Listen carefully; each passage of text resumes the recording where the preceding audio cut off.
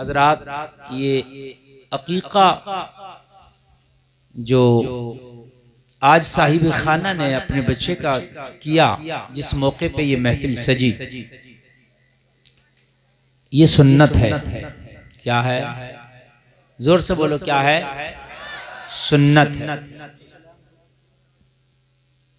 और आपको मैं बतलाऊं, आप मसला याद रखें, जब पैदा हो तो बच्चे के पैदा होने के 7वें दिन अकीका कर देना चाहिए। कौन से दिन? अगर 7वें दिन नहीं हो पाए तो 14वें दिन कर देना चाहिए। कौन से दिन? दूसरा हफ्ता, ठीक। और 14वें भी नहीं हुआ तो फिर 7 या 21वें दिन, ठीक है। ये सुन्नत से साबित है। सरकारे दो आलम सल्लल्लाहु ताला अलैहि वसल्लम जब दुनिया में तशरीफ लाए तो सरकार के दादा हजरत अब्दुल मुत्तलिब ने जानवर ज़िबाह करके लोगों को अकीके का खाना खिलाया। यानी सरकार की पैदाइश का खुद सरकार के दादा ने अकीका किया। बात समझ में आ रही है कि नहीं आ रही है? अकीका किया।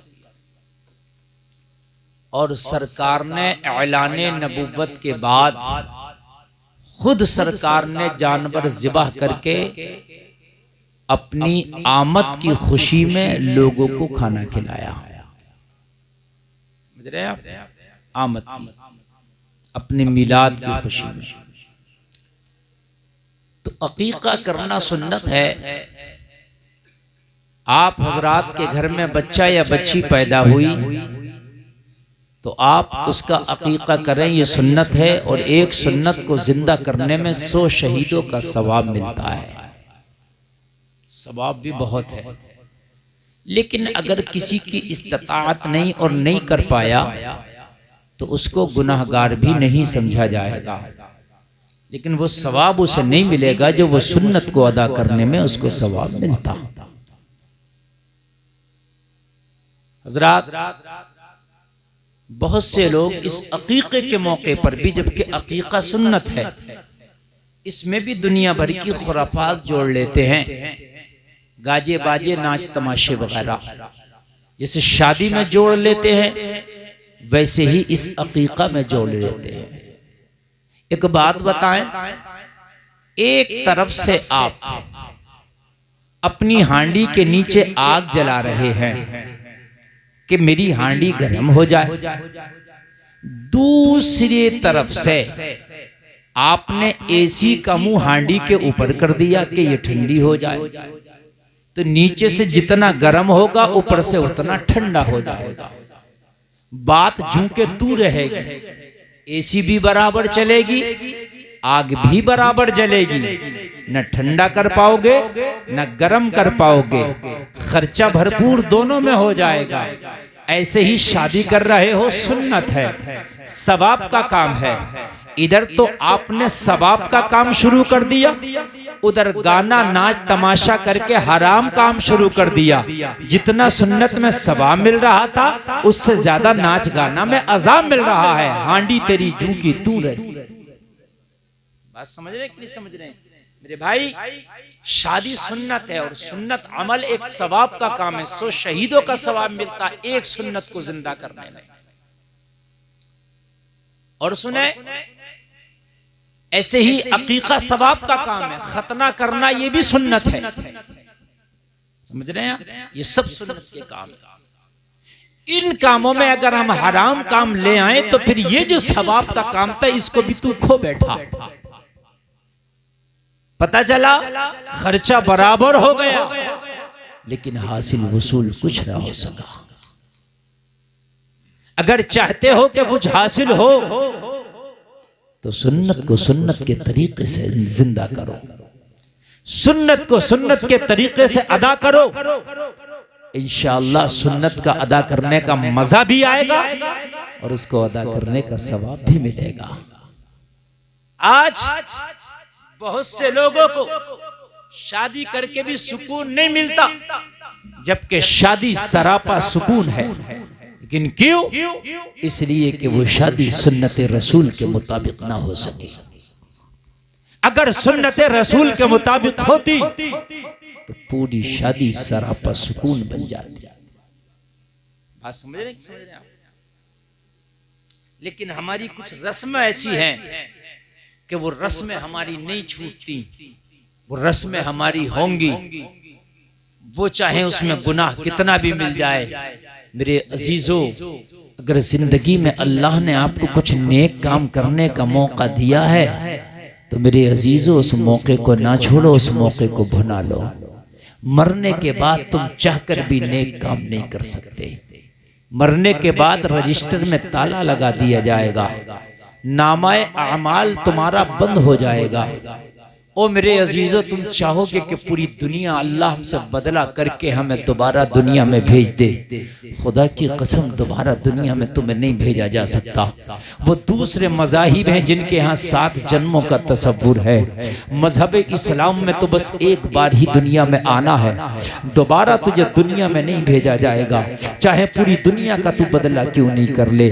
अब मुझे बताओ, जब दोबारा ये मौका ही नहीं मिल सकता, दोबारा ये चांस ही नहीं मिल सकता, दोबारा तुम दुनिया में आ ही नहीं सकते, जब ये आखिरी और पहली बार दुनिया में आए हो तो क्यों ना इस जिंदगी को ऐसा गुजारो कि तेरी जिंदगी सही गुजर जाए? क्यों ना गुजारो? शादी करते हैं यार, हराम काम साथ में चल रहे हैं। सुन्नत अदा करते हैं, हराम काम साथ में चल रहे हैं। हम नमाज पढ़ते हैं लेकिन कपड़े पाक नहीं, वजू सही नहीं, गुस्ल सही नहीं, नमाज पढ़ने का कोई फायदा नहीं। टाइम भी खर्च हो रहा तुम्हारा, आप नमाज भी पढ़ रहे हैं लेकिन आपके कपड़े पाक नहीं, आपका जामा पाक नहीं, आपका वजू सही नहीं, आपका गुस्ल ठीक नहीं। तो बैठ जाओ तुम रुमाल वालों और रुमाल वालों, बैठ जाओ।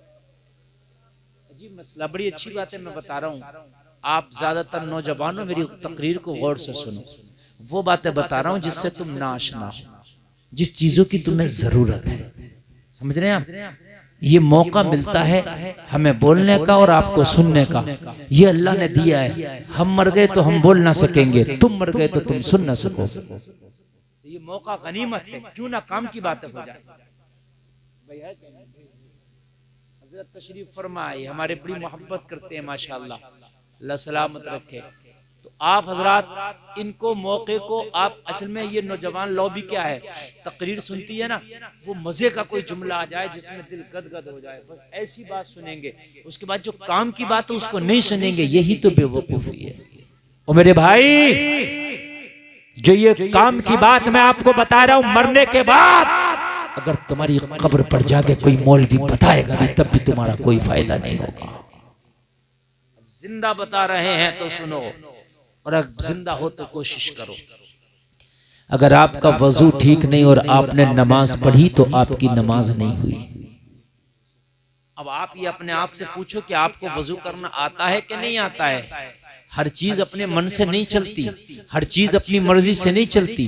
जो आप वजू करते हो वो आपके मन का है। जैसा आपने देखा लोगों को वैसा करना शुरू कर दिया, लेकिन एक बार किसी सही आलिम दीन को अपना वजू करके दिखाओ कि हजरत ये जो हम वजू करते हैं ये देखिए ठीक है क्या गलत है। आलिम दीन अगर ठीक कर दे तो समझ लो तुम्हारा वजू ठीक है, और आलिम दीन अगर मना कर दे तुम मानियो मत। अब क्योंकि मेरी तकरीर शुरू होगी ना, जब तक तुम इसे खराब ना करोगे तो मानियो मत। बहुत अच्छी बात मैंने शुरू कर दी है। अब कोई भी डिस्टर्ब ना करे, बिल्कुल अच्छे से आप सुने। अगर वजू नहीं तो नमाज नहीं,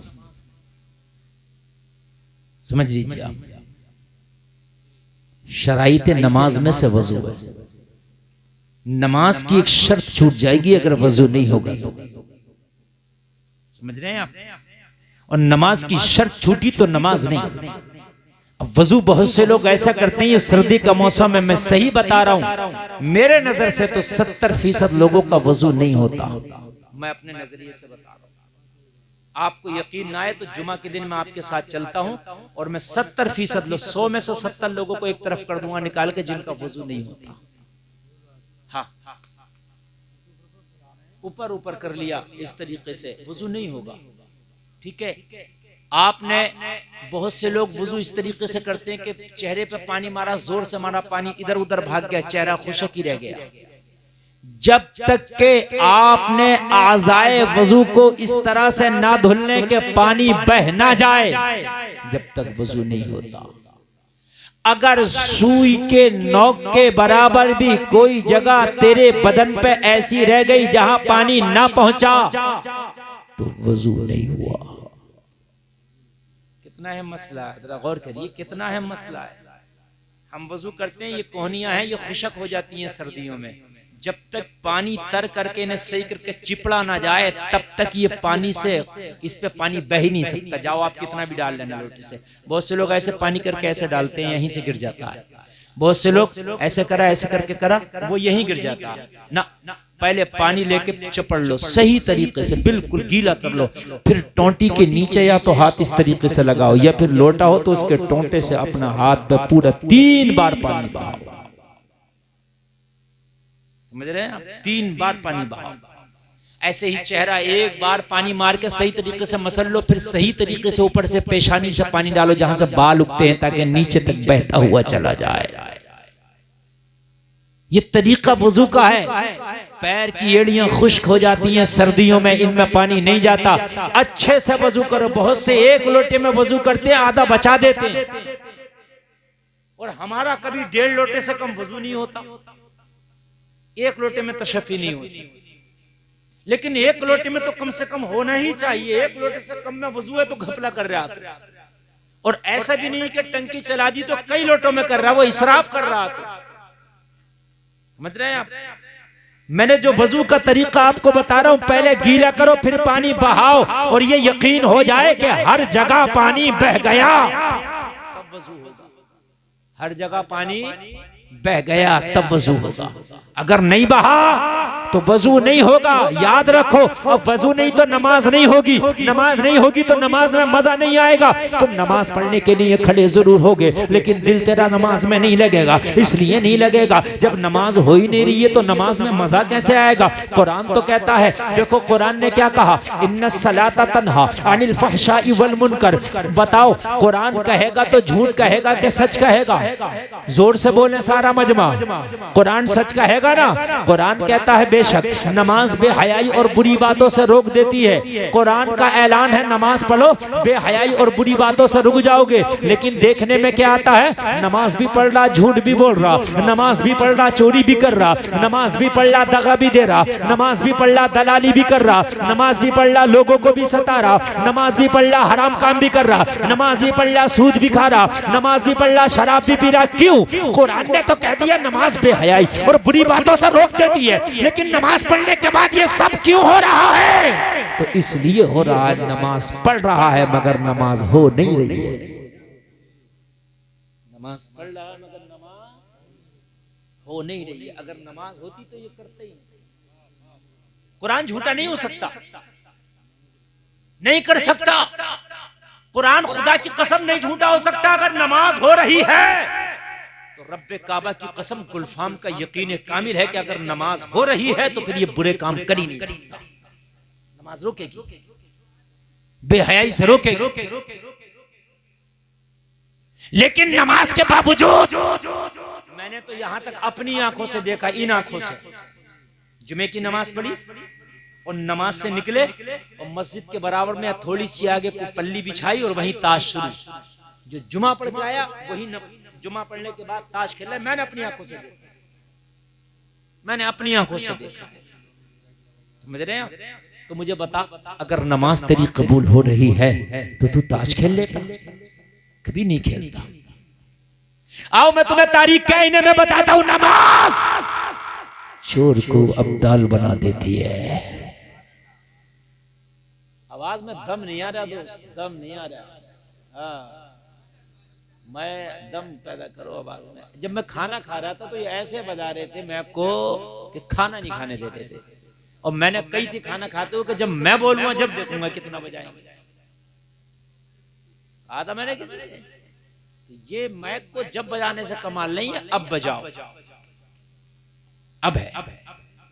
अरे भाई बहुत गौर से सुनना। आकिल भाई मजा आ रहा है कि नहीं आ रहा? देखो भाई हमारे पास तकरीरें बहुत है अल्हम्दुलिल्लाह।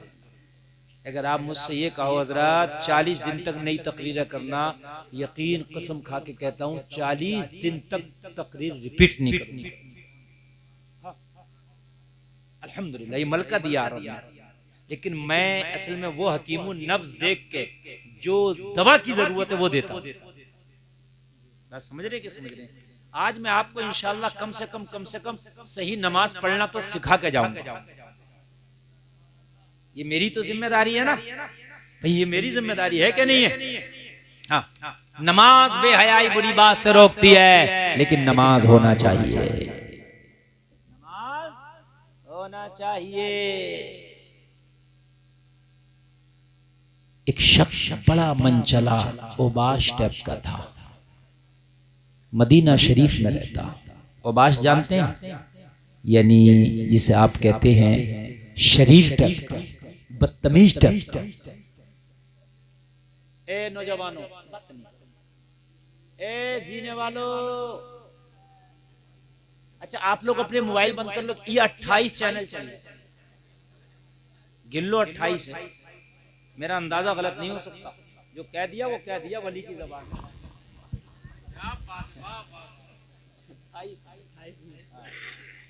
तो भाई 28 चैनल चलने, तुम्हारी इसकी क्या जरूरत है? हाँ। भाई मैं अल्लाह का वली नहीं हूं तो अपने बच्चों का तो वली हूं, उनका तो वली हूं क्या नहीं? हाँ, तो भाई मैं वो इतना नेक नहीं हूं कि अल्लाह का वली हो जाऊं, मगर वली उसको भी कहते हैं जो किसी का कफील हो, अपने बच्चों का वली। हाँ हाँ, तो भाई तवज्जो फरमाइए। जैसे निकाह होता तो कहते हैं वली कौन है, वली कौन है भाई बताइए। इजाजत नमाज जनाजा की कौन देगा, वली कौन है? तो मालिक होता है वो वली होता है। तो तवज्जो फरमाइए, मदीना शरीफ में एक ओबाश एक लड़की के पीछे उसकी निगाहों, अपनी निगाहों से उसका ताक़ुब करने लगा। लड़की बहुत शरीफ घराने की नेक कनीज़े फातिमा, चादर लपेटे हुए वो निकली, लेकिन ये ओबाश और मनचला था, उसकी पीछा करने लगा, ताक़ुब करने लगा और उसको देखने लगा। यार शरीफ ज़ादियों को तो ये भी गवारा नहीं कि कोई उनके ऊपर नजर डाले, शरीफ ज़ादियों को तो ये भी गवारा नहीं कि कोई उनका रास्ता तके, शरीफ ज़ादियों को तो ये भी अच्छा नहीं लगता कि कोई उनको देखे। हजरत फातिमा ने यही तो कहा था अली से, अगर मेरा जनाजा उठे तो इस हाल में उठे कि रात की तारीकी छाई हो, फातिमा का जनाजा उठ रहा हो, ताकि फातिमा के जनाजे पे पड़ी हुई चादर पे भी किसी गैर की नजर न पड़ सके। ये कनीज़ा ने फातिमा की आरज़ू है, समझ रहे हैं? कुछ ऐसी भी होती हैं कि वो चाहती हैं कि बाजारों में हमें कोई देखे, हमारे हुस्न की नुमाइश हो, मगर कुर्बान जाओ वो मदीना की लड़की जब निकली ना चादर ओढ़ के, मनचले ने जब उस पर नजर डाली ना तो उसे बर्दाश्त ना हुई। बस उसने रोक के पूछ लिया, ओ मनचले ये तो बता हमारा पीछा क्यों करता है, हमारे ऊपर नजर क्यों डालता है? कहने लगा, ओ खातून मैं दिल दे चुका हूँ, मैं शादी करना चाहता हूँ, मैं फरेफ्ता हो चुका हूँ, जल्द से मैं आने वालों जरा गौर करो, लड़की नेक है, कनीज़े फातिमा है, लड़का ओबाश है। कहने लगा मैं दिल दे चुका हूँ, दिल हार बैठा हूँ, और उसके बाद में जो डिमांड की वो डिमांड वो की जो शरीयत एतबार से फिर भी जायज है, शादी की डिमांड। ये नहीं कि मैं मिलना चाहता हूँ, ये नहीं कहा कि मैं दोस्ती करना चाहता हूँ। आज तो शादी तो बहुत कम, पहले दोस्तियां हो रही हैं, मुलाकात है, उसके बाद शादी हुई नहीं तो नहीं हुई, पहले फ्रेंडशिप चल रही है, उसके बाद में दोस्तियां चल रही है, उसके बाद में मुलाकात है। मगर सुनो, ये कहने लगा मैं शादी करना चाहता हूँ, मगर शरीफ ज़ादी को ये भी कहा गवारा हुआ, कहने लगी हमारे इतने बुरे दिन आ गए कि हमारे रिश्ते चलते रास्ते में कोई हमें भेजे, इतने बुरे दिन आ गए कि चलते रास्ते कोई हमारा रिश्ता लाए। रिश्ते रास्तों में नहीं भेजे जाते, रिश्ते घरों में भेजे जाते हैं। रिश्ते डायरेक्ट लड़कियों पे नहीं भेजे जाते, रिश्ते उनके अहले खाना पे भेजे जाते, उनके वालिदैन के पास भेजे जाते, उनके घर के बड़ों के पास भेजे जाते। मेरे पास रिश्ता भेजा, इतने बुरे भी हमारे दिन नहीं आए। पैगाम लेके जाओ नौजवानों, जो डायरेक्ट रिश्ते तुम लेके जा रहे हो और डायरेक्ट जो रिश्ते कर रहे हो, और ये जो आज फैशन चल चुका है, लड़कियां भी कह रही हैं कि हम वहीं शादी करेंगे, ये कयामत की निशानी है। मेरे नबी का फरमान है, जब कयामत करीब आएगी तो कयामत की एक निशानी ये होगी कि दीवारों से गाने बजाने की आवाजें आएंगी। आज दीवारों से गाने बजाने की आवाजें आ रही है कि नहीं आ रही है? कहाँ आ रही है बताओ, किसकी दीवार से आ रही है? नहीं बताओ, कहाँ है बताओ, कोई बता सकता? अच्छा मत में हंसने की बात नहीं, बात समझिए, कोई बता सकता आ रही है? देखो ऐसे आ रही है, मैं बताऊंगा, आपने सही कहा लेकिन शायद आप बता ना पाए। ऐसे आ रही है गाने बजाने की। अब जो सिस्टम चल रहा है, लाइट फिटिंग अंडरग्राउंड, पानी फिटिंग अंडरग्राउंड, ठीक, कनेक्शन एसी का अंडरग्राउंड, और स्पीकर का कनेक्शन भी अंडरग्राउंड, सब दीवारों में फिक्स चल रहा है। बात है कि नहीं है? एलसीडी लगी है अंडरग्राउंड, दीवार से आवाज आ रही है। ये आ रही है। अल्लाह के रसूल ने फरमाया था कयामत की एक निशानी है कि लोगों की जान अच्छाई बुराई की खबर देगी।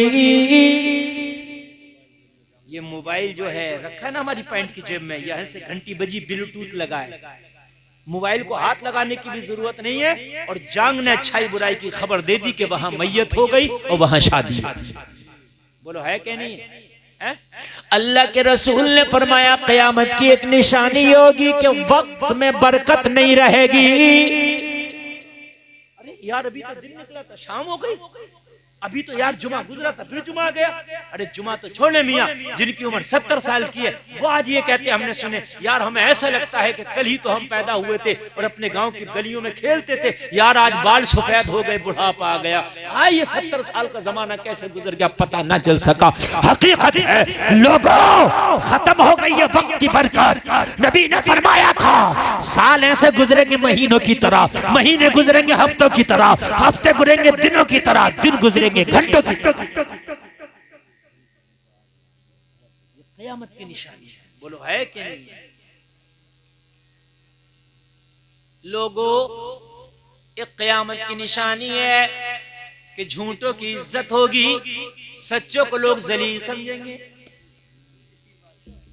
झूठों की इज्जत और सच्चों को लोग, अगर आदमी दाढ़ी लगा ले, टोपी ओढ़ के, कुर्ता पजामा पहन के, झूठ ना बोले, कम बोले, बुराई ना करे, चुगली ना करे, हराम काम ना करे, अपना कमाई में खुश रहे, तो लोग उसे मुल्ला जी कहना शुरू कर देते। मुल्ला जी कहाँ जा रहे हो? उसे बावला, आज मुल्ला जी बावले को कहा जाता है आज के दौर में, जबकि मुल्ला जी बहुत बड़ा लफ्ज था, मगर आज के दौर में। और जो झूठ बोले, चीटिंग करे, दलालियां करे, इधर का उधर करे, लोग कहे नेताजी जा रहे हैं। हकीकत बात मेरे भाई, हकीकत बात है, ये बात हंसने की नहीं, कयामत की निशानी बता रहा हूं मेरे भाई। दिल पे हाथ रखो कि कयामत कितने करीब है। मस्जिदों में और कब्रिस्तानों में लोग दुनिया की बातें करेंगे, कयामत की निशानी है। बोलो हो रही है कि नहीं हो रही है? मस्जिदों में और कब्रिस्तान में, दोनों जगह ऐसी हैं, मस्जिद में अल्लाह को राजी किया जाता है, कब्रिस्तान में आखिरत को याद किया जाता है, लेकिन दोनों जगह मेरे भाई दुनिया की बातें हो रही हैं। ये कयामत की निशानी। और बताऊं आपको कयामत की निशानी, बेहयाई आम हो जाएगी। क्या हो जाएगी? बेहयाई। बोलो आम हो गई कि नहीं हो गई? आज अगर आप बेहयाई को रोकना चाहो तो आपको लोग बेवकूफ कह रहे हैं। अरे अजीब बेवकूफ आदमी। एक जगह शादी में आदमी ने कहा औरतें अलग मर्द अलग हो जाओ, तो उसे मारने तैयार हो गए। सब बोले शादी खराब कर रहे हैं हमारी। सही बता रहे। अगर आज आप ये कहो कि भाई जो आज बेहयाई चल रही है इसे रोको, तो लोग आपको दीवाना कहेंगे, पागल कहेंगे। हकीकत बता रहा हूं मैं। निजामे मैकदा को जिस तरह बिगड़ा है साकी, उन्हीं को जाम मिलता है जिन्हें पीना नहीं आता।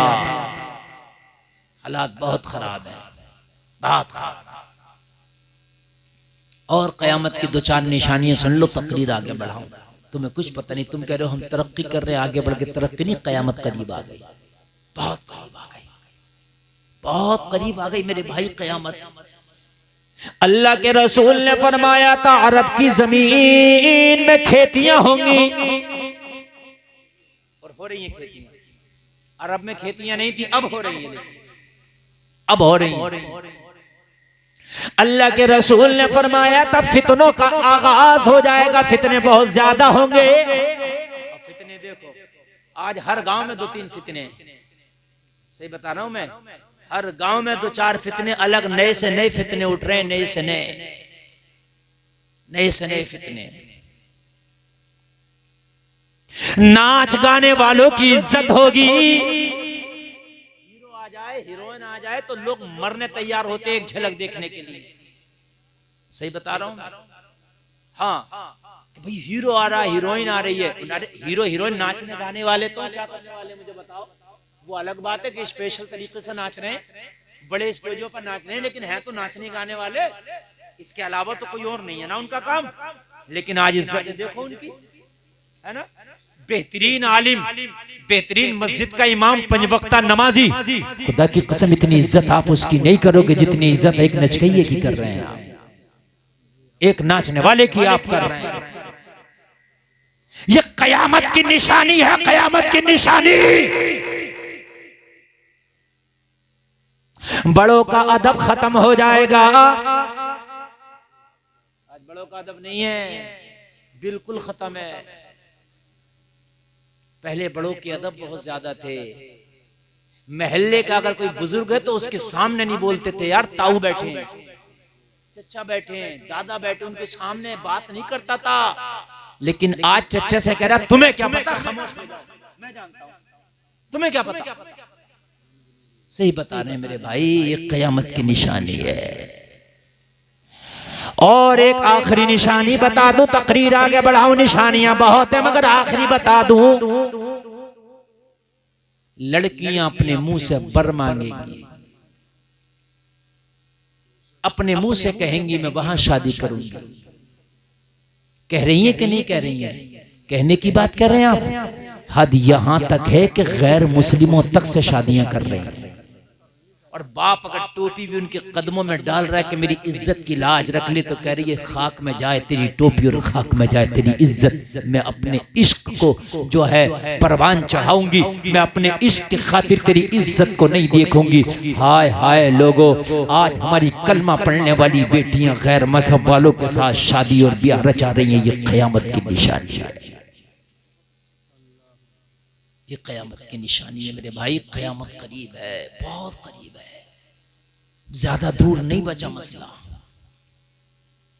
लोगों, जब उस लड़के ने उसका रास्ता रोका तो कहा मन चले सुन, तू शादी का पैगाम लेकर के आया है तो ये तरीका नहीं था। मेरे घर में शादी का पैगाम लेकर जाता, मेरे अहले खाना से शादी की बात करता। ये डायरेक्ट जो मुझसे शादी की बात कर ली, मेरे लिए मर जाने के लिए कोई जगह नहीं है। मेरा रास्ता तका है, लगता है जमीन फट जाए, मैं इस जमीन में धंस जाऊं। हाय मुझे कितनी हया आई है, जबकि चादर लपेटे हुए है, जबकि हिजाब में है, उसका चेहरा नजर नहीं आ रहा है, उसकी आंखें नजर नहीं आ रही है, उसके बदन का हिस्सा नजर नहीं आ रहा है, मगर फिर भी लड़के ने तका उसे पसंद नहीं आया।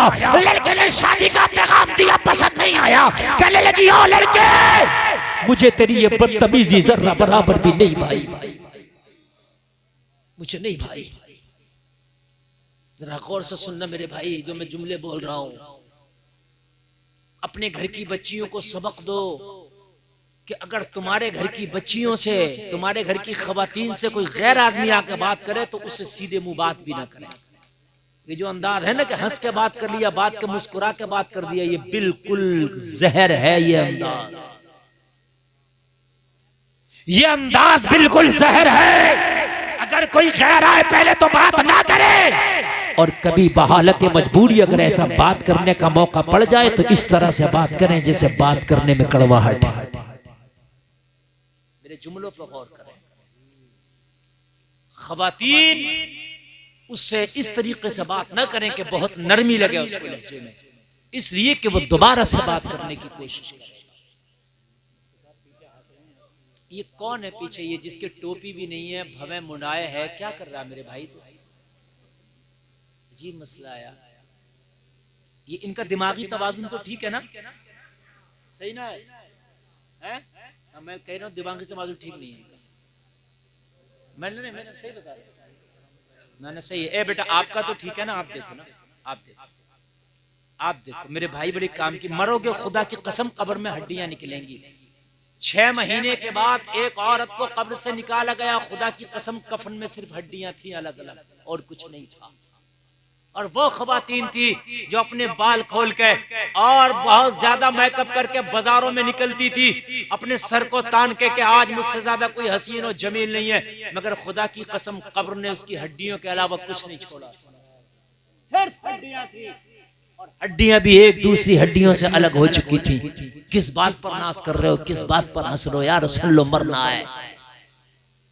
उस लड़की ने कहा सर मुझे तेरा ये रवैया पसंद नहीं आया, ये रवैया नहीं भाया।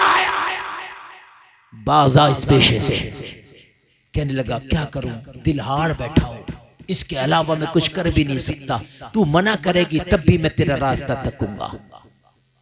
हाय हाय, नेक खातून थी, नेक घर की बच्ची थी, किसी नेक माँ की नेक बेटी थी, किसी शरीफ बाप की शरीफ जादी थी।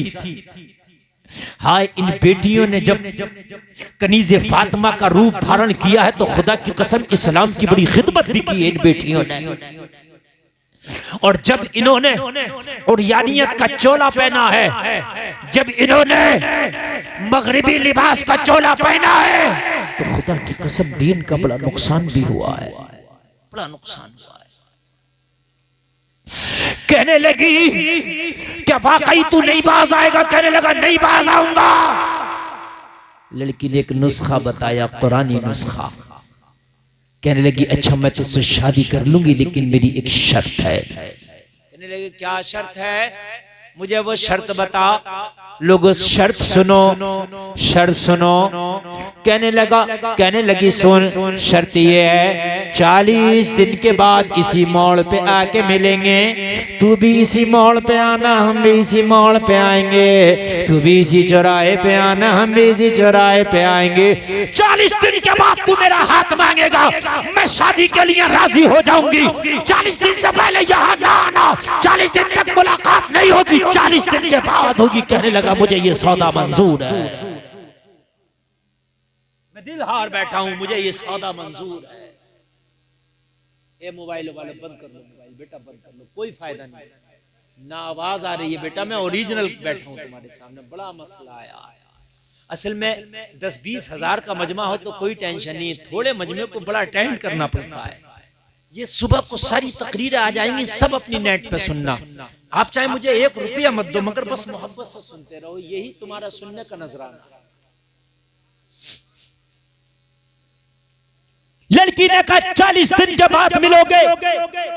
40 दिन तक हमारी आपकी कोई मुलाकात नहीं। कहने लगा मुझे मंजूर है ये सौदा, मगर कहने लगी सुन तो सही साहब, जाना चाहते हैं क्या? तो सौदा मंजूर है, मगर लड़की ने कहा ऐसे नहीं, चूंकि कुरान सच है। अच्छा एक बात बताऊं, अगर तुम्हें कोई भी परेशानी आए, कुरान के मुताबिक अगर उसका काम करोगे, खुदा की कसम 100% कामयाबी मिलेगी। हम अपनी अकल के मुताबिक या दुनिया के मुताबिक करते हैं, इसलिए कामयाबी नहीं मिलती। जाओ रब्बे काबा की कसम खा के कहता हूं, कुरान के मुताबिक करो। तुम्हारी तिजारत ना चले, कारोबार ना चले, तो उस तिजारत, उस कारोबार को चलाने के लिए मियाँ के पास जाकर ताबीज कराते हो, दुआ कराते हो। ऐसा होता नहीं होता। और किस मियाँ के पास जाकर ताबीज कराने? जिस मियाँ का कोई कारोबार न चला, उसने ताबीज करने का ही कारोबार किया। उसका कोई कारोबार ही नहीं चला, उसका कोई कारोबार जब ना चला, पढ़ाई में कामयाब ना हो सका, बड़ा आलिम नहीं बन सका, कोई दुकान नहीं चल सकी, बिजनेस नहीं हो सका, तो आखिर में आके उसने कारोबार ये बनाया। उससे कह रहा मियाँ मेरे कारोबार की दुआ कर दो। अगर ये इतनी दुआ करता तो अपने ही ना चलाता, इसने तो खुद इसको कारोबार बनाया।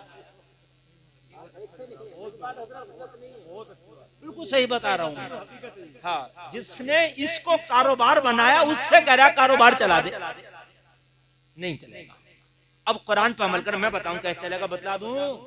अरे बोलो लोगों सुनो, अगर कारोबार ना चले तो उस ना चलने वाले कारोबार में से भी अल्लाह की राह में खर्च करो। अल्लाह फरमाता तीसरे पारे में, मसलुल्लज़ीना युनफ़िक़ूना अमवालहुम फ़ी सबीलिल्लाहि कमसली हब्बतिन अंबतत सबअ सनाबिला फ़ी कुल्ली सुंबुलतिन मिअतु हब्बा वल्लाहु युज़ाइफ़ु लिमन यशा वल्लाहु वासिउन अलीम।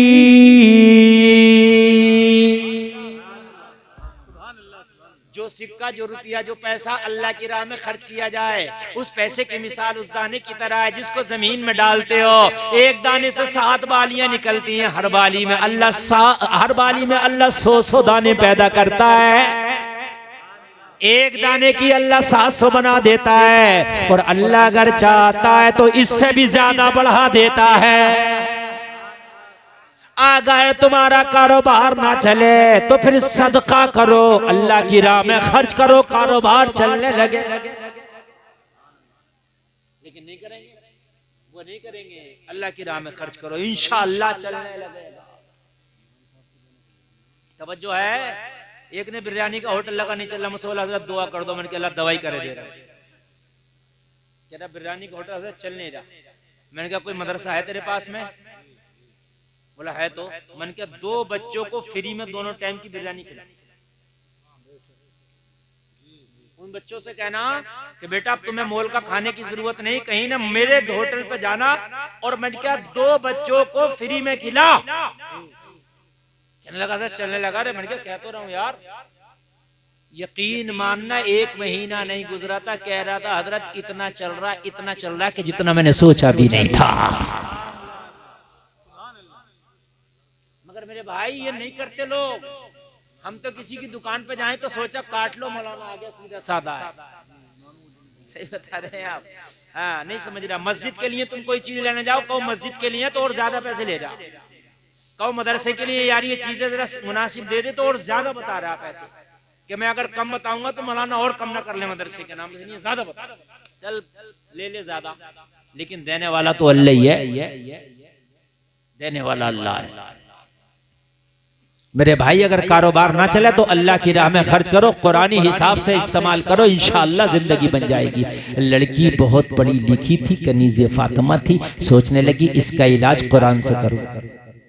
कैसे करूं? कुरान से करूं इसका इलाज। अगर अपने दिमाग से करा, अपने जबान से किया, तो हो सकता है मैं भी बदनाम हो जाऊं। ऑपरेटर साहब बिल्कुल मजा नहीं आ रहा बोलने में। जितनी मैं जान लगा रहा हूं इतनी 5 जलसों में भी जान नहीं लगाता हूं। और फिर की बात ऐसा आवाज निकली कोई बच्चा बोल रहा। हाँ सही बता रहे। पता नहीं कौन कौन सी मशीनें लेके बैठते हो तुम लोग यार। मैक आहूजा का है भी ओरिजिनल, पता नहीं मगर क्या बात है, सेटिंग नहीं बैठ पा रही है। लड़की ने कहा 40 दिन के बाद आना। मेरी माएँ भी बैठी है, मेरी बहनें बैठी है, मेरे भाई भी बैठे हैं, कुछ इनमें वो भी बैठे होंगे जो किसी के बच्चे होंगे, इनमें कुछ वो भी बैठी हैं कि जिनके बच्चे होंगे, है ना। बच्चे बिगड़ जाते हैं, माँ बाप बड़े परेशान होते हैं। आज उन्हें भी कुरानी इलाज बताऊंगा कि बच्चे बिगड़ जाए तो उन्हें सुधारा कैसे जाए। डंडा बच्चे को नहीं सुधारता है। अगर आज डंडा मारोगे तो कल बगैरत हो जाएगा, और मारो कितना मारोगे, मारते मारते उसका हाथ पैर तोड़ दो तब भी नहीं सुधरता। इसलिए कि मारना इलाज है ही नहीं, बच्चे का इलाज कुरान से करो। लोग कहते हैं बुरी आदत नहीं छूटती, आज उनका भी इलाज बताऊंगा। अगर मेरी जहन से नहीं निकला तो याद दिला देना। वो से कहते हैं हजरत शराब नहीं छूटती, मुझसे झूठ नहीं छूटता, जुआ नहीं छूटता, हजरत गलत काम नहीं छूटता। बहुत से लोग ऐसे होते हैं नहीं छूटता उनसे। मैं बताऊंगा छूटेगा इंशाअल्लाह, मैं बताऊंगा इंशाअल्लाह छूटेगा। ये याद दिला देना अगर मैं ना बता सकूं तो। लड़की ने कहा 140 दिन के बाद मिलेंगे। 40 दिन के बाद तो कहने लगा ठीक है। कहने लगी जा कहां रहा, सुन तो ले पूरी बात। जा तो, लेकिन पूरी बात सुन के जा। कहने लगा बता, कहने लगी मेरी एक शर्त है, वो मेरी शर्त पूरी करके आएगा, 40 दिन के बाद जब आएगा तब तुझसे शादी होगी। कहने लगा बता तेरी शर्त क्या है? तेरी शर्त अगर कितनी भी सख्त होगी पूरी कर दूंगा, अगर कैसी भी होगी तो मैं उसको पूरा कर डालूंगा, बता तेरी शर्त क्या है? लड़की ने कहा सोल 40 दिन तक मस्जिद नबवी में पहली सफ में खड़े होकर उमर के पीछे बाजमात 40 दिन की नमाजें पढ़ के यहाँ के मुझसे मिलना, फिर शादी के लिए हाथ मांगना, फिर शादी हो जाए। नारे तकबीर, नारे रिसालत, फैज़ाने सरकारे मदीना, फैज़ाने गौसे आज़म, मसलके आला हजरत, नारे तकबीर, नारे रिसालत। बात समझ में आ रही है? उसने कुरान इलाज किया। कुरान क्या कह रहा? इन्ना सलाता तन्हा अनिल फहशाई वल मुनकर। कुरान कह रहा बेशक नमाज बेहयाई और बुरी बातों से रोक देती है ना, और बरसरे बाजार है ना, सरे राह किसी लड़की से बात करना, छेड़ना, ये बेहयाई है। लड़की ने कुरानी नुस्खा दे दिया, कुरानी टैबलेट दे दिया, कुरानी इसको डोज दे दिया। 40 दिन तक उमर के पीछे मस्जिद नबवी में बाजमात पहली सफ में खड़े होकर नमाज पढ़ के आओ, और उसके बाद आके हमसे बात करना। तवज्जो फरमाया। बैठ जाओ, बैठ जाओ, बैठ जाओ, अरे यहाँ आगे बैठ जाओ, गद्दे पे बैठ जाओ। देखो एक आदमी भी इधर उधर होगा तो मैं डिस्टर्ब हो जाऊंगा, इसलिए कि तकरीर अपनी रटी रटाई नहीं होती, सुनी सुनाई नहीं होती। ये सुन लीजिए, तकरीर दो तरह की चल रही है आजकल, रटी रटाई, सुनी सुनाई, अपनी दोनों से अल्हम्दुलिल्लाह अलग है। आप अगर जहन हाजिर रखेंगे तो फिर तकरीर होगी, और आप जाएंगे तो आपसे ज्यादा जगा हुआ और थका हुआ दोनों मैं हूं, मैं आपसे पहले चला जाऊंगा। लेकिन तकरीर ऐसी हो रही है, अगर आपने सुन के अमल कर लिया तो खुदा की कसम बारे के नियारे हो जाएंगे। कहने लगा बस 40 दिन की नमाज पढ़ना इतनी सी शर्त? अगर तू कहती तो 40 साल की नमाज भी पढ़ ले, मगर कहने लगी पहले 40 दिन की तो पढ़ के आ, उसके बाद तू देखना। हाय हाय हाय लोगों, यहाँ तो नमाजें भी चल रही हैं, हरामकारियां भी चल रही हैं। कहने लगा ठीक है, बात पक्की हो गई। लोगों मस्जिद नबवी में गया, नमाजें पढ़ता पहली सफ में खड़ा होता। मस्जिद नबवी में गया, नमाजें पढ़ता पहली सफ में खड़ा होता। हजरत उमर इमाम है, अल्लाह अल्लाह, इमाम भी लाजवाब है, मस्जिद भी लाजवाब है, नमाजी भी लाजवाब है। 40 दिन की नमाजें जब मुकम्मल हो गई, वो लोगों जरा गौर करना, वादा किया था कि 40 दिन में यहाँ मिलना है। जैसे ही 40 दिन की नमाजें मुकम्मल हुई, 40 दिन की नमाजें मुकम्मल करने के बाद वादे के मुताबिक उसी चौराहे पर आ गया, सरे राह आके खड़ा हो गया। लड़की भी वादे के मुताबिक आ गई। देखते हैं कि इस नौजवान में क्या तगय्युर तबद्दुल आया है, देखते हैं इस नौजवान में क्या तब्दीली आई है। लड़की भी आई, वही हिजाब है, वही नकाब है, उसी हिजाब में आके खड़ी हो गई। लेकिन आज अंदाज कुछ अलग अलग थे, आज कुछ अदाएं अलग अलग हैं। लड़का 40 दिन पहले जब आया था तो निगाहें लड़की के ऊपर डालता था, लड़की के सामने देख के बात करता था। लेकिन 40 दिन की नमाज पढ़ के आया है तो निगाहें ऊपर नहीं उठी हैं, लड़के की निगाहें जमीन में गड़ी हैं। अब नहीं देखता निगाह उठा के। लड़के ने कहा ये तो बता, अब तेरी निगाह को क्या हो गया? 40 दिन पहले आया था तो नजर मेरे ऊपर डाल के बात करता था, नजर उठा के बात करता था, लेकिन अब आया है तो निगाहें झुका के बात करता है, निगाहें गिरा के बात करता है। तो लड़की से कहने लगा अरे क्या बताऊं, 40 दिन नमाज़ें क्या पढ़ी, दिल की दुनिया बदल गई, दिल की दुनिया बदल गई। 40 दिन पहले तेरा हुस्न मेरे दिल में बसता था, 40 दिन की नमाज़ें क्या पढ़ी, अब किसी दुनियादार का हुस्न दिल में नहीं बसता, मदीने वाले के हुस्न के दिल में बसता। जिंदाबाद। अब मदीने वाले के हुस्न के जलवे आए, सिर्फ मदीने वाले के। अब किसी के हुस्न की औकात ही नहीं रह गई। और तू जैसी अगर लाखों हो तो मेरे सामने बेकार है। इसलिए कि मेरे दिल की दुनिया बदल गई, मेरे दिल में मदीने वाले की मोहब्बत बस गई। और जो दिल मदीने वाले को दे देता है वो दुनिया के हुस्न पे खुदा की कसम अपने आप को कभी नहीं बेचता, वो कभी नहीं बेचता। हाय हाय, लड़की ने कहा मुझे तो पता था कि मैं कुरान से तेरा इलाज करूंगी तभी हो पाएगा, मैंने इसलिए तो ये कुरानी नुस्खा बताया था। लोगों अगर नमाज सही दिल से पढ़ लो, सही तरीके से पढ़ लो तो खुदा की कसम खा के कहते हैं हर बुराई से दिल तेरा उठ जाएगा, बुरा काम करने को तेरा मन ही नहीं करेगा, कर ही नहीं सकता। लेकिन नमाज होना चाहिए। अगर वजू नहीं है नमाज पढ़ा तो नमाज काबिल कबूल नहीं, गुस्ल नहीं है नमाज पढ़ा तो नमाज काबिल कबूल नहीं, कपड़ा पाक नहीं है नमाज पढ़ा तो नमाज काबिल कबूल नहीं। जैसे हमारी माँ बहनें कह देती है दूध पीते बच्चे का पेशाब जो है नापाक नहीं है, पाक नहीं।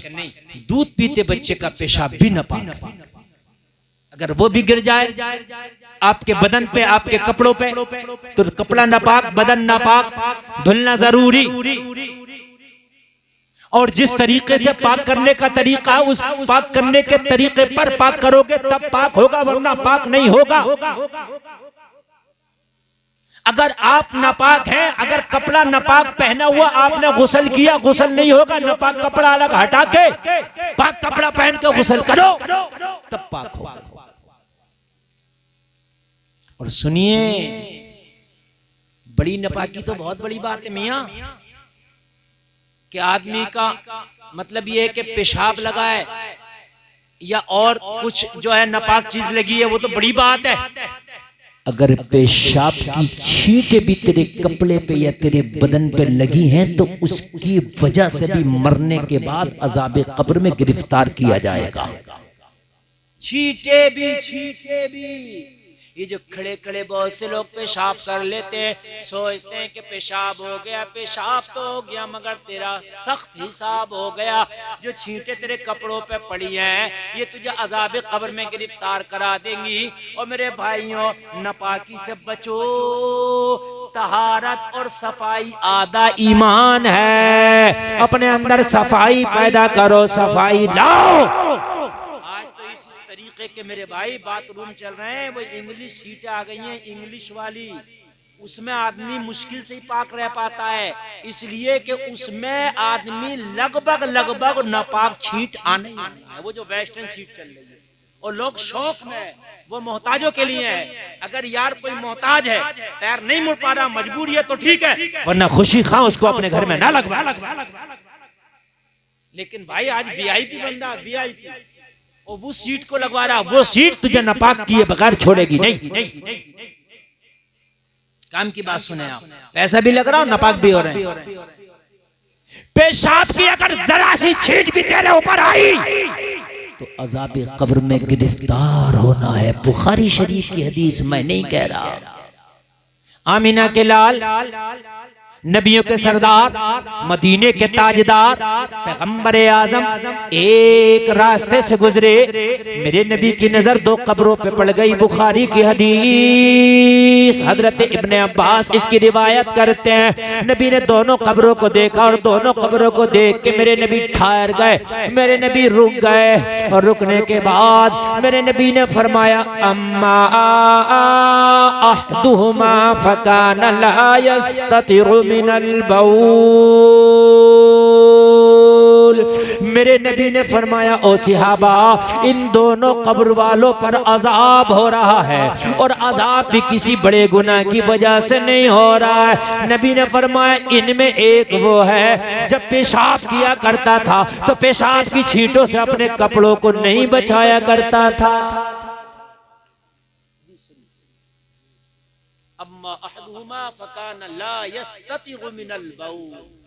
कान खोल के सुने, बाज बाज तो एक हफ्ता बगैर इस्तिंजा का रह रहा है, उससे कहो कि भाई नमाज पढ़ ले तो क्या कह रहा मौलाना कपड़े पाक नहीं है, मरेगा तो क्या फरिश्ते से भी कह देगा कि अभी मेरी रूह ना निकाल, मेरे कपड़े पाक नहीं है। ऐसी नापाकी के आलम में जाना होगा। और मेरे भाई अगर तुम नापाक हो, तुम्हारा बदन नापाक, कपड़ा नापाक, और अगर मौत आ गई तो रहमत के फरिश्ते तुम्हारे पास नहीं आएंगे। अगर आप नापाक हैं तो फौरन पाक हो जाएं। अगर रात में किसी टाइम में हो टोपे वालों, रात में किसी टाइम नापाक हो गए तो उसी वक्त पाक होना जरूरी है। इंतजार सुबह का ना करो, क्या मालूम सुबह से पहले तुम्हारी मौत आ जाए। बात समझ में आ रही है नहीं? असल में ये तकरीर जो थी कुछ पढ़े लिखे लोगों में करने की थी और मैंने आप लोगों में कर दी। आप लोग हैं कि बस जल्दी से मौलाना कुछ इधर उधर की बात करें जिसमें हमें मजा आए, हंसें और अपने ठट्टे लगाएं और चले जाएं। और वो तकरीरें मैंने कर दी बंद, बिल्कुल बंद। इसलिए कि मैंने वो इसरा के लिए की थी वो तकरीरें भी, मगर चैनल वालों ने उस पर ईमू लगाया, खी खी खी खी खी खी खी लगाया और करने के बाद में उसका माना ही दूसरा कर दिया, उसका माना ही अलग कर दिया। मेरा उससे भी मकसद क्या था? मकसद उससे भी था लोगों की इस्लाह, अपना तरीका होता है इस्लाह करने का। तो मैंने बदल दिया चैनल, मैंने गेरी बदल दिया। अब दिखाओ हंस के कैसे हंसोगे। हाँ, अरे भाई ये चादर क्या कर रहे हो? अरे इसको यार सीधा कर लो। हाय हाय, तुम्हारी चादर तुम्हें लेडू लेडू। यार एक बात बताओ, कितनी अच्छी तकरीर चल रही है मेरे भाई। पेशाब की छींटों से भी अपने आप को बचाना जरूरी है। ये जो एक एक हफ्ते तक बगैर इस्तिंजा के घूम रहे हैं, और मुझे तो ऐसा लगता है इस्तिंजा कितने लोग करते होंगे। मैं मुसलमानों की बात कर रहा हूँ, गैरों की नहीं। मुश्किल से 40 से 30% ऐसे मुस्लिम हैं जो इस्तिंजा करते होंगे, यानी वो पाक करते होंगे, वरना पेशाब किया और ऐसे ही पैजामा और पैंट बांध लिया। जब छींटों के मारे बुखारी की हदीस कह रही है कि अज़ाब कब्र में गिरफ्तार होगा, तो ये बताओ कि जब 50 ग्राम पेशाब पैंट में लेके घूमेगा तब क्या होगा? बात है कि नहीं? जब 50 ग्राम पेशाब पैंट में लेके घूमोगे तब क्या होगा? ये तो तुम खुद फैसला करो। ये बात मेरे अपने घर की नहीं, ये नबी की जबान है, नबी की हदीस है, नबी का कौल है और है कौल मोहम्मद, कौल खुदा। फरमान न बदला जाएगा, बदलेगा जमाना लाख मगर कुरान न बदला जाएगा। इसको आप बदल नहीं सकते, ये हक है, हक है बिल्कुल और सच है। ऐसी पैंट के जिसमें आप बैठ के इस्तिंजा ना कर सको, फाड़ के फेंक दो, आग लगा। देखो मैं पैंट पहनने मना नहीं कर रहा हूं, सुन लीजिए आप। मैं ये नहीं कह रहा कि साहब बिल्कुल पैंट ना पहनो, आप पैंट पहनो, लेकिन ऐसी पहनो कि जिसमें आपकी पाकी का सही ख्याल रह सके, पाकी हासिल कर सको, ताकि आप हाजत सही से, आप हाजत से फारिग हो सको, नमाज पढ़ो तो रुकू और सजदा ठीक से हो सके। ऐसी पैंट पहनो, ऐसी पैंट पहनो जिसमें आपकी पिंडलियां और जांघें जाहिर ना हो, यानी चुस्त ना हो, ढीली हो। ऐसी पैंट आप पहन सकते हैं। लेकिन वो पैंट पे जो चुस्त है, जिसमें जांघें पता चल रही हैं, आपकी पिंडलियां पता चल रही हैं, जिस्म के उतार चढ़ाव, नशेबो फराज का पता चल रहा, ये पैंट जायज नहीं है। जिसमें आप पेशाब नहीं कर सकते, बैठ नहीं सकते सही से, वो पैंट आपकी जायज नहीं है। मेरे भाई कान खोल करके सुनो, अगर ऐसी पैंटें हैं तो आज के बाद उन पैंटों को मुकम्मल तरीके से अपने से दूर कर दो। इसलिए कि अगर इन पैंटों ने तुम्हें नापाक कर दिया तो कब्र के अजाब में गिरफ्तार होना पड़ेगा। मामला बड़ा खतरनाक है, बहुत खतरनाक मामला है, बहुत खतरनाक। अल्लाह रहे, हाँ बहुत खतरनाक। मेरे नबी ने फरमाया, बुखारी शरीफ की हदीस है, कहा इसमें पेशाब की छींटों से नहीं बचता था ये। हाय हाय। अब मुझे बताओ, रसूल के जाहिरी जमाने में अगर पेशाब की छींटों से न बचने वाले पर अगर अज़ाब कब्र आ जाए, तो जो आज पैंट पहन करके इस्तिंजा ही नहीं करता, मुझे बताओ पाकी हासिल ही नहीं करता, उसका क्या होगा? अज़ाब में कब्र में किस तरह से उसे गिरफ्तार किया जाएगा? कब्र में क्या होगा मेरे भाई? किसे पुकारेगा कब्र में? ओ मेरे मुसलमान भाई, जब मौत आएगी ना तो एक सांस की भी मोहलत नहीं दी जाएगी। इसलिए हर वक्त पाक रहो। अगर रात में नापाक हो जाओ तो सुबह होने से पहले पाक हो जाओ। और एक बात बताओ मेरे भाइयों, अब तो बड़ी अच्छी फैसिलिटियां है, हर घर में गुसल खाना बना हुआ है, हर घर में नहाने की सुविधा है, टोटी है, टंकी, पानी लगे हैं, गर्म के लिए गीजर लगे हैं। और मेरे भाइयों 1400 साल पहले जाओ, न घर में टोटी है, न घर में टंकी है, न घर में नल है, न घर में कोई गीजर है, न गैस का चूल्हा है। और मेरे भाइयों सर्दियों की रातें आती थी, लेकिन अल्लाह वालों को अगर गुस्ल की हाजत हो गई तो उसी वक्त गुस्ल किया करते थे और पाकी हासिल किया करते थे, ताकि मौत आए तो पाकी के आलम में। आज ऐसे कैसी नापाकी के आलम में मेरे भाई जिंदगी गुजर रही है। जिस घर में जुनूबी हो, जिस घर में नापाक शख्स रहता हो, उस घर में रहमत का फरिश्ता नहीं आता। अच्छा एक बात बताऊं मैं आपको, ये मोबाइल वाले सुन लो, या तो इस मोबाइल को तोड़ दो या छोड़ दो। ये मोबाइल जो है लैला से भी आगे हो गया। लैला को भी मजनू कभी भूला होगा, मैं इस मोबाइल को नहीं भूलता। हद हो गई मेरे भाई। ये जो तकरीरें चल रही हैं ये अभी चल रही हैं, फिर नहीं मिलेंगी तुम्हें जो हो रही हैं। और एक बात बताऊं मैं आपको, लो बताए दे रहा हूं, अभी सुन लो। क्या टाइम हुआ? 12:15। तकरीर कब शुरू हुई है? 1 घंटा हो गया तकरीर। हाँ आप क्या समझ रहे हैं? 1 घंटा हो गया। आप क्या सोच रहे हैं हम बातें करेंगे, मैं सुनाता रहूंगा? ये कोई मशीन नहीं है। आप अगर सुनोगे तो सुनाऊंगा, वरना 1 घंटा तकरीर जलसे में मेरी होती है और वो मेरी हो गई। बड़ी बड़ी कॉन्फ्रेंस में हो गई 1 घंटा। अब अगर आप सुन रहे हैं तो 5-10 मिनट बढ़ाऊं, और नहीं सुन रहे हैं तो मुझे भी शौक नहीं है। बोलिए बढ़ाएं कि नहीं बढ़ाएं? हाँ तो इसलिए आप खुदारा थोड़ी देर जरा मोहब्बत से सुने। ये मैं भी समझ रहा हूँ ये खुशक तकरीर हो रही है, मैं भी समझ रहा हूँ आपको मजा नहीं आ रहा होगा, लेकिन खुदा की कसम अब नहीं मजा आएगा तो मरने के बाद मजा आएगा। ये ओरिजिनल मौलवी की तकरीर हो रही है जो एक आलिम को बोलना चाहिए। मेरे भाई अगर किसी औरत को बच्चा पैदा हो वह निफास की हालत में हो, तो बहुत से लोग उस कमरे में जाना पसंद नहीं करते कि अरे भाई इसमें वो औरत है जो निफास की हालत में है। नापाक, हाँ बाकी नापाकी के अय्याम होते मैं मानता हूं। बहुत से लोग उस बिस्तर पे बैठना पसंद नहीं करते। सुनो, अगर किसी ने इस्तंजा नहीं किया तो उस औरत में और इसमें कोई फर्क नहीं है। ये भी नापाक, ये भी नापाक। तू इतना अच्छा हो गया कि हर जगह घूमे फिरे, उस औरत को तो इतना बुरा समझ रहा है कि उसके साथ खाने भी तैयार नहीं। उस औरत के साथ शौहर खा भी सकता है, पी भी सकता है, उसके बिस्तर पे बैठा भी जा सकता है, जिनसे पर्दा नहीं है। समझ रहे हैं आप? पूरा इलाका थोड़ी भी नापाक हो गया, पूरा कमरा थोड़ी नहीं नापाक हो गया। हाँ, बहुत से लोग मरने वाले के कपड़े काट पीट के फेंक देते हैं, उसके जो कपड़े बचे हैं वो भी नहीं छोड़ते। ओ भाई मुर्दा उन कपड़ों में थोड़ी ना घुस गया जो उसकी सैफ अलमारी में रखे हैं, पहने जा सकते हैं, इस्तेमाल किए जा सकते हैं। बस समझ आ रही है कि नहीं आ रही है? हाँ,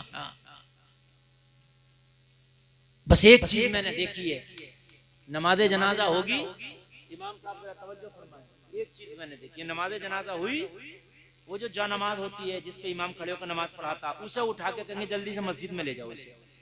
वो कफन का टुकड़ा ही तो मस्जिद में भेज रहा, तुझे और कुछ नहीं है मस्जिद में भेजने के लिए। मैंने सही बात देखा, इसे जल्दी से ले जाओ मस्जिद में क्या होगा इसका ये तो बताओ। ये जो कफन का टुकड़ा है तू अपने घर ले जा, मैं कह रहा हूँ जायज है इस्तेमाल करना। आप उससे मुंह हाथ तू पहुंच उसे मस्जिद में भेजेगा। क्यों भेज रहा भाई मस्जिद में?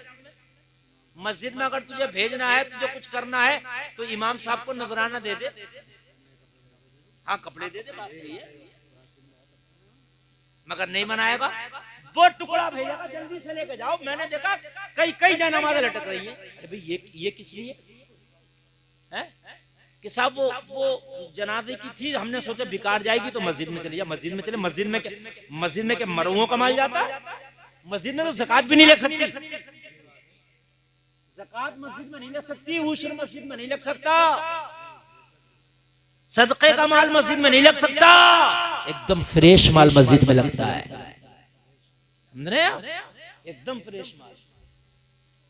हमने सोचा कि मुर्दों का माल मस्जिद का है भाई, ले चलो मत, नहीं, उस टुकड़े को मस्जिद में ना भेजे।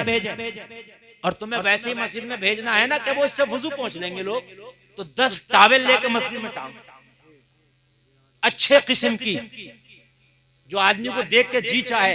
वो व्हाइट होता है, वो ऐसा गंदा हो जाता है, मस्जिद में जाकर उसे छूने दिल नहीं करता आदमी का। बात समझ रहे? हाँ, अजीब मसले कि मस्जिद में उसे लेके जाओ। मस्जिद को तुमने क्या समझ लिया? एकदम फ्रेश माल मस्जिद में लगाओ। और इमामों को ये मत समझो ये 30 का और 10 का और 40 का दावत खाने के लिए इमाम है, नहीं। एकदम फ्रेश माल खिलाओ इमाम को। जब ये फ्रेश खाएगा तभी तो इसके पीछे नमाज सही होगी। जब माल सही नहीं खिलाओगे तो फिर नमाज कहां से सही होंगी? सही बता रहे हैं। नमाज के लिए हुक्म है इमाम तलाश करो, हर एतबार से अफजल आला हो, तो उसकी खुराक भी तो अफजल आला हो। सूदिये के घर इमाम की दावत ना रखो। इमाम मना ना करे, तुम मना करो कि इमाम उसके घर दावत नहीं खाएगा। इमाम मना करेगा, उसकी छुट्टी हो जाएगी। तुम मना करोगे तो शराबी की छुट्टी हो जाएगी। बात है कि नहीं भाई? इमाम अगर कहेगा मैं इसके घर नहीं खाऊंगा, तो जाहिर सी बात है इमाम की क्या हैसियत है? तुम कहो बदअकीदा के घर इमाम की दावत नहीं, शराबी के घर इमाम की दावत नहीं, जुआरी के घर इमाम की दावत नहीं, सूदिये के घर इमाम की दावत नहीं। समझ रहे हैं? और जिसने हराम काम खुल्लम खुल्ला कर रहा है, वो चाहे कोई भी हराम काम हो खुल्लम खुल्ला, उसके घर इमाम की दावत नहीं। ये तुम बनाओ। मैं कह रहा हूं 40 घर में इमाम की दावत ना हो, 4 घर में होगी। हफ्ते में हर हफ्ते में 2 दिन खिलाओ, क्या हो गया? मर जाओगे क्या?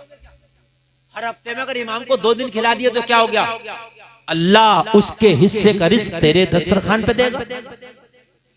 4 हो चाहे, लेकिन इसलिए देखो एक बात बताओ, जब इमाम हलाल खाएगा तो हलाल बात बताएगा। जब इमाम को हलाल खिलाओगे नहीं तो डंडे की नोक पर डंडे ठोक के वो सही बात कैसे बोलेगा? बात है कि गोल मोल रोजी खिलाओगे तो बातें भी इमाम को बहुत ठोस होना चाहिए। और सही बात यह है कि इमाम गोल मोल यूं ही हो रहे कि मेरे भाई कान खोल करके सुनो, हमने समझ लिया कि मदरसे के बच्चे ज़कात और उशर का खाने के लिए नहीं। कोशिश करो कि इमाम को हर हाल में फ्रेश माल खिलाओ, हर हाल में अच्छा माल। और इन लोगों को दावत ना होने तो जो मैं बता रहा हूं आपको। कोई और भी पागल, सारे पागल आज यहीं बैठ गए हैं क्या? अजीब मसले हैं, सारे पागल यहीं बैठ गए मुझे लग रहा।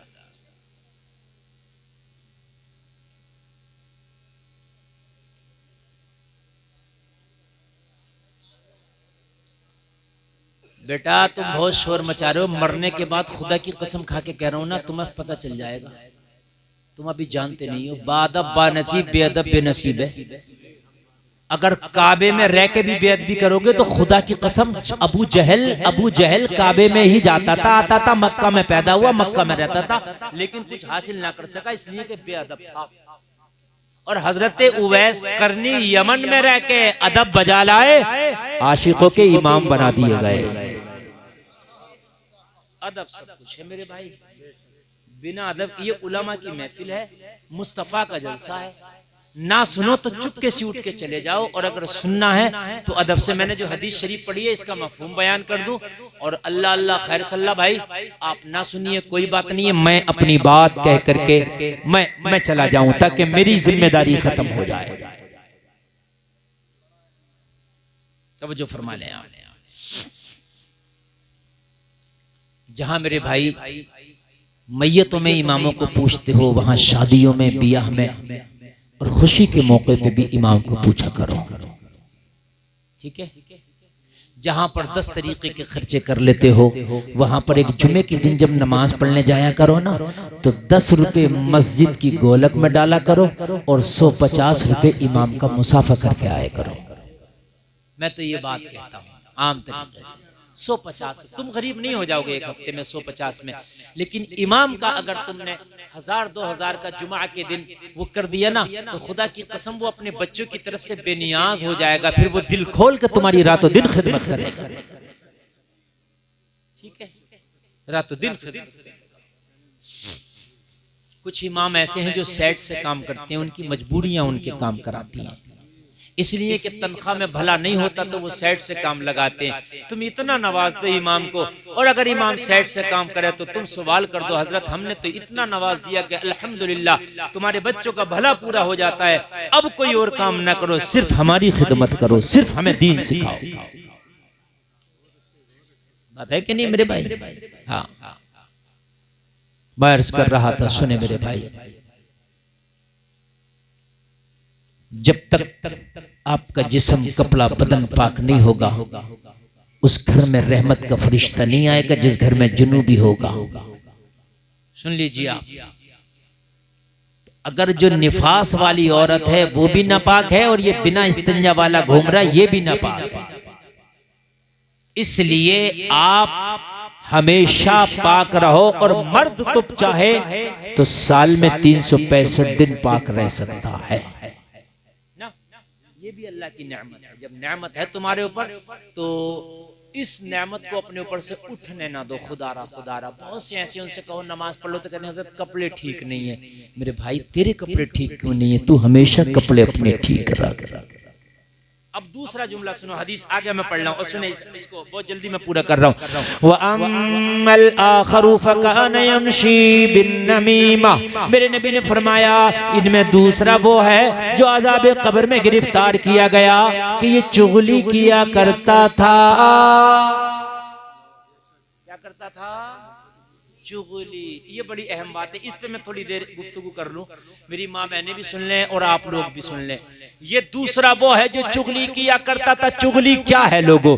चुगली इधर की बात उधर करना, इधर की बात सुनो दूसरों से कहना, यहाँ की बात सुनो वहां कहना, वहां की बात सुनो यहाँ कहना, ये चुगली है। अगर किसी के अंदर कोई बुराई है, उस बुराई को दूसरों से बयान करना ये चुगली है, और चुगली शराब से बड़ा गुनाह है। शराब पीने से भी बड़ा गुनाह चुगली है, जुआ खेलने से भी बड़ा गुनाह चुगली है, सूद खाने से भी बड़ा गुनाह चुगली है। सुन लीजिए आप कहोगे हजरत कैसे कैसे? तो सुनो, आपने शराब पी और शराब पी के आपने आज ही तौबा कर ली, आज ही मामला आपका साफ। अगर आपने 100 लीटर भी शराब पी थी जिंदगी में और आज ही सच्चे दिल से तौबा कर ली, सारा मामला साफ। आप मरने के बाद बख्शे जाएंगे। तवज्जो फरमाए, आपने जुआ खेला तौबा कर ली, मामला साफ, लेकिन चुगली कर ली, तौबा कर ली, कबूल नहीं। चुगली ऐसा गुनाह है जो तौबा से माफ नहीं होता। बड़ा खतरनाक मसला है जो मैं बयान कर रहा हूँ। मेरी माँ बहनें खास तौर से सुने, ये आदत हमारी माँ बहनों में ज्यादा, खवातीन में ज्यादा, जब तक इधर की उधर नहीं करती इनकी पेट की रोटी हजम नहीं होती। सी बता रहा हूँ, जहां चार बैठेंगी वहां चार जगह की बात जरूर करेंगी। मेरी माँ बहनों, बड़ा खतरनाक गुनाह, तौबा करने से भी माफ नहीं होता। तो आप कहोगे हजरत कैसे माफ होता है? तो जिसकी चुगली करी है उससे पहले माफी मांगो, फिर अल्लाह से माफी मांगो, वो भी माफ कर दे तब अल्लाह माफ करेगा। और जो आप थोक में चुगली कर रहे हो, एक बार में बैठे तो कम से कम 25 लोगों की बुराई करके उठे, तो कहां तक मांगोगे माफी? एक बैठा लंदन में, एक सऊदी में, एक मुरादाबाद में, एक बरेली में, जा कहां तक जाएगा? जमीन बेच के भी किराया पूरा ना कर पाएगा। चुगली जो कर रहा है ना, तो मांग सब पे माफी।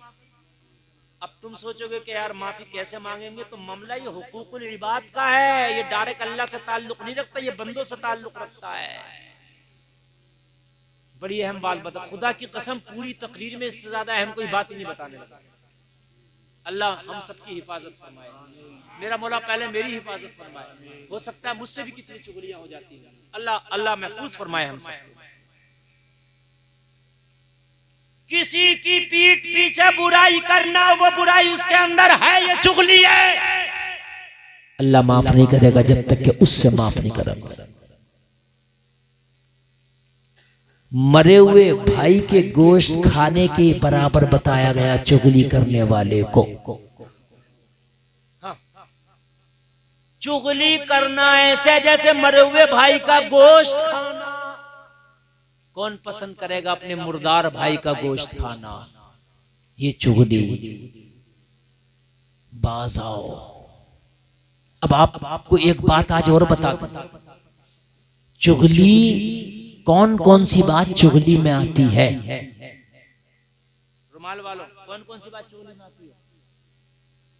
या तो बताओ, और या फिर ये बताओ सुन क्यों नहीं रहे मेरी बात?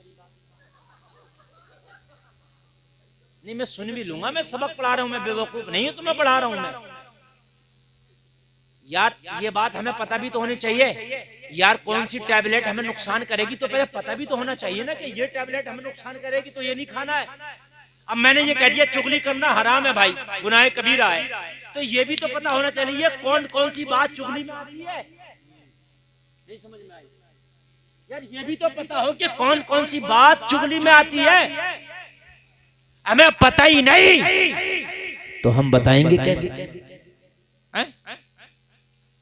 जैसे मक्का के काफिरों ने मेरे नबी से पूछ लिया था, अगर आप नबी हैं तो ये बताओ कौन कौन सा जानवर अंडा देता है और कौन कौन सा जो है मनुष्य और जानवर बच्चा जनता है।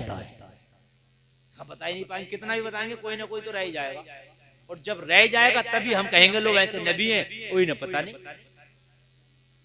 बताओ कि कौन कौन सा जानवर, इंसान, मनुष्य, 2 पैरा 4 पैरा, बताओ कौन सा अंडा देता है, कौन सा बच्चा जनता। लोगों एक ही बात में बात खलास कर दी का जिनके कान जाहिर हैं वो बच्चा जनते हैं, जिनके कान जाहिर नहीं है वो अंडा देते हैं। एक ही जुमले में बात खत्म, एक ही जुमले में बात खत्म हो गई। हाँ, एक ही जुमले। अब ये भी तो पता चले कौन कौन सी चुगली है, तो एक ही जुमले में बात खत्म कर रहा हूं। अगर बताऊंगा तो फजर हो जाएगी, नहीं बता पाऊंगा कि क्या क्या चुगली है। किसी को ये कह दिया वो बहुत खाना खाता, ये भी चुगली है। ये कह दिया वो बहुत लंबा, ये भी चुगली है। ये कह दिया वो टिंगना, ये भी चुगली है। ये कह दिया उसकी खेती बड़ी हारती है, ये भी चुगली है। उसकी गाड़ी तो फटफटिया, ये भी चुगली है। उसका मकान बहुत हारता, ये भी चुगली है। उसकी टोपी अच्छी नहीं, ये भी चुगली है। वो पुराने कपड़े पहनता, ये भी चुगली है। उसके बदन से बदबू आती है, ये भी चुगली है। वो जल्दी नहाता नहीं है, ये भी चुगली है। उसके घर का नल अच्छा नहीं है, ये भी चुगली है। उसके घर में खाना अच्छा नहीं बनता, ये भी चुगली है। उसके घर में जो है लोग अच्छा नहीं खाते, ये भी चुगली है। लोगों अब कहाँ तक गिनाऊं कि चुगली क्या क्या, इतनी इतनी सी बात है चुगली है। उसके घर की शादी अच्छी नहीं हुई, ये भी चुगली है। उसकी बारात अच्छी नहीं थी, ये भी चुगली है। उसका दूल्हा अच्छा नहीं था, ये भी चुगली है। उसकी बीवी अच्छी नहीं, ये भी चुगली है। उसका लिबास ऐसा है, ये भी चुगली है। बात आई तो मैं क्या क्या बताऊं, इसलिए एक जुमले में बात खत्म कर देता हूं।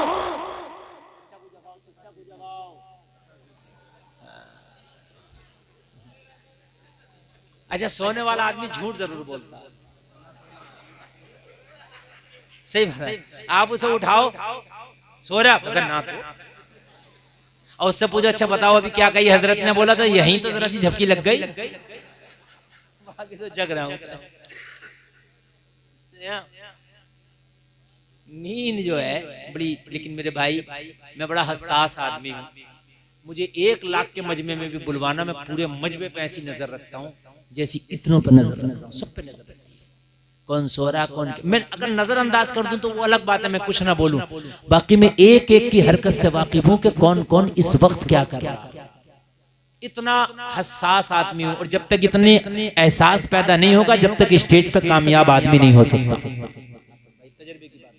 ये एहसास होना चाहिए कि हम जब पढ़ रहे हैं तो कौन क्या कर रहा है, कौन हमें सुन रहा, कौन इग्नोर कर रहा। तवज्जो फरमाएं।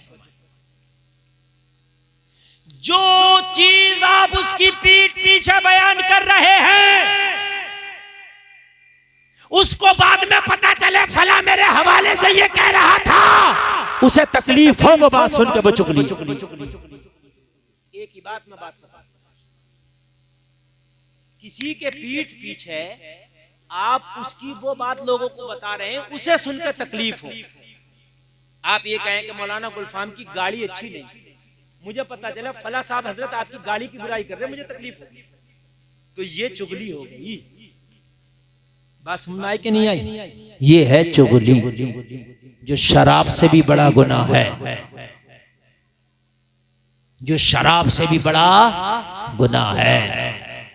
बाज आओ, इस चुगली से बाज आना बहुत जरूरी है। ये इतना बड़ा गुनाह तौबा करने से भी माफ नहीं होता, मगर जब आदमी चुगली करने पे आ जाए तो अवाम इमाम मौलवी मुफ्ती तक को नहीं छोड़ता। चुगली करता है तो नहीं छोड़ता, फिर तो बुराई जब करेगा तो मौलवियों की ले लो, इमामों की ले लो, मुफ्तियों की ले लो, सबके मेरे भाई खुदारा खुदारा। चुगली उसी को कहते हैं किसी के अंदर बुराई है बयान करना, ये चुगली है। और किसी के ऊपर बहतान लगाना, यानी बुराई नहीं थी अपनी तरफ से लगा के कह दिया, ये बहतान है।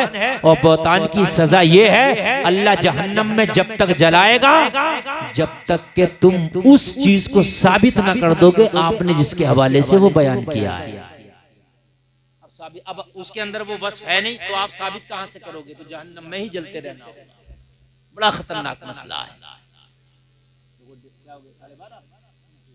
बस 2 मिनट की बात और मेरी तकरीर बहुत लंबी हो गई। अल्लाह सलामत। आप लोग बोले जरा सुभान अल्लाह, और जोर से बोले सुभान अल्लाह। बस नबी ने 2 गुनाह बताए, दोनों कब्र वालों पे अजाब हो रहा था, तो नबी ने क्या क्या गुनाह बताया जरा बताओ इनका। पहले को क्या कहा, किस वजह से इस पर अजाब हो रहा है? पेशाब की छींटों से नहीं बचता था। दूसरे पे किस वजह से अजाब हो रहा है? चुगली करता था। बस ये 2 चीजें मैंने हदीस की बयान की, दोनों की वजह से इन पर अजाब हो रहा था। अब नबी ने क्या किया? अखज़ा जरीदतन रत्बा फशक्कहा बिनिस्फ़ैन।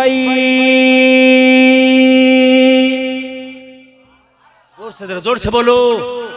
मेरे नबी ने एक तर शाख, तर कहते हैं गीली शाख को, किसी दरख्त से गीली शाख तोड़ी, फशक्कहा बिनिस्फ़ैन, 2 टुकड़े कर दिए। सुम्मा गरज़ा फी कुल्ली क़ब्रिन वाहिदा, दोनों टुकड़ों को एक एक कब्र पे मेरे आका ने लगा दिया।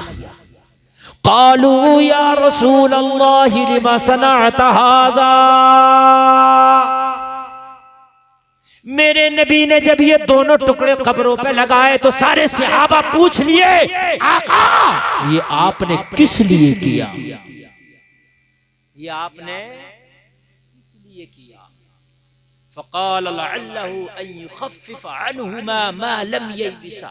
मेरे नबी ने फरमाया ये जब तक तर रहेंगे, तर गीली रहेंगी, जब तक अल्लाह की हम्दो सना बयान करेंगी, और इनकी हम्दो सना बयान करने के सदक़े में अल्लाह इनके अज़ाब कब्र में तख़फ़ीफ़ करता रहेगा। इसी हदीस से कब्र पे फूल डालने का हमें जवाज मिलता है। जो ये कहते हैं कब्र पे फूल डालते हो, ये कहां से जायज है? तो बुखारी की इसी हदीस से कब्र पे फूल डालने का जवाज। नबी ने तर शाखें लगाई, जब तक तर रहेंगी अल्लाह की हम्दो सना करेंगी, कब्र वाले के अजाब में तख़फ़ीफ़ होगी। तो अगर गीली शाख तर होती है तो फूल तो तर बतर होता है। इसे तो अगर मैं मसलूं तो शाख में पानी नहीं निकलेगा, लेकिन इसमें पानी निकल आएगा। बोलो है कि नहीं है? इस वजह से कब्र पर चादर नहीं डालो, बल्कि आप डालो तो फूलों की चादर डालो। फूल डालो, कपड़े की चादर डालने से बेहतर ये फूलों की चादर या फूल डाल, घास डाल हरी। इससे क्या है, वो जब तक हरी भरी रहेगी, जब तक कब्र वाले को उसका फायदा पहुंचता रहेगा। इसीलिए कब्रिस्तान में जो घास होती है उसे बिल्कुल जड़ से खत्म नहीं करना चाहिए। इसीलिए उलमा फरमाते हैं वो घास भी अल्लाह की हम्दो सना करती है और उससे जो है कब्र वालों को फायदा पहुंचता है। अल्लाह हमें कहने से ज्यादा अमल की तौफीक अता फरमाए। उठकर कोई नहीं जाएगा, आजम इकबाल की नात होना है और फिर आपने सुनना है। मैंने आपको बताया नमाज पढ़ो बेहयाई और बुरी बातों से रोकती है, लेकिन नमाज पढ़ो वजू ठीक हो, गुस्ल ठीक हो। मैं खाली वजू के बारे में आपको बता पाया और मेरी तकरीर खत्म हो गई, और मैंने मगर इतना आपको इशारा कर दिया कि कपड़ा पाक हो, बदन पाक हो, फिर नमाज आप सही से पढ़ो, इंशाअल्लाह बेहयाई और बुरी बातों से रुक जाओगे। एक बार कलमा शरीफ पढ़ो, ला इलाहा इल्लल्लाह मुहम्मदुर रसूलुल्लाह। उठकर कोई नहीं जाए, एक नात कलाम सुने, उसके बाद सलातो सलाम दुआ के बाद जाए। वमा अलैना इल्लल बलाग। अस्सलामु अलैकुम।